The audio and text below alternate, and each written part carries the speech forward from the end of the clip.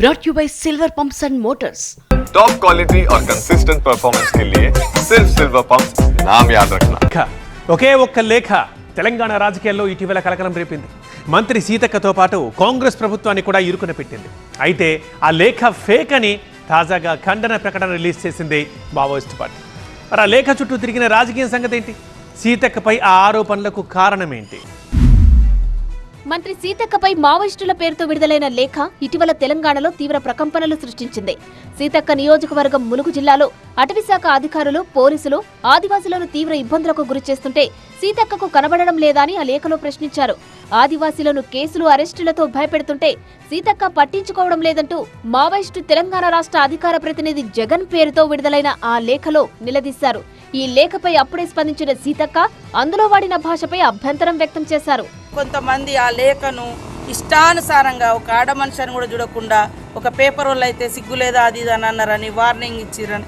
సరే, తప్పులు చేస్తే ఏదైనా ఉంటే సరి చేసుకోవడానికి సిద్ధంగా ఉన్నాం. ప్రజలు వార్నింగ్ ఇచ్చినా, ప్రజాప్రతినిధులు వార్నింగ్ ఇచ్చినా స్వీకరిస్తాం. ప్రజల కోసం మా పనితనాన్ని మెరుగుపరుచుకుంటాం. మావోయిస్టుల పేరుతో రిలీజ్ అయిన ఈ లేఖపై అప్పుడే అనేక అనుమానాలు వ్యక్తమయ్యాయి. అయితే ఆ లేఖపై లేటెస్ట్ గా క్లారిటీ ఇచ్చారు మావోయిస్టు పార్టీ తెలంగాణ రాష్ట్ర అధికార ప్రతినిధి జగన్. తమ పార్టీకి జూన్ 26న విడుదలైన ఆ లేఖకు ఎలాంటి సంబంధం లేదని స్పష్టం చేశారు. అలాగే తెలంగాణ రాష్ట్ర కమిటీకి చెందిన దామోదర్ లొంగిపోయినట్టు జరిగిన ప్రచారంలో ఎలాంటి వాస్తవం లేదని ప్రకటించారు. పోలీసులు కావాలనే దుష్ప్రచారం చేస్తున్నారని, ఈ విషయాన్ని ప్రజలు గమనించాలని కోరారు. నక్సలైట్ ఉద్యమం నుండి రాజకీయాల్లోకి అడుగుపెట్టిన సీతక్క 2004లో టీడీపీలో చేరారు.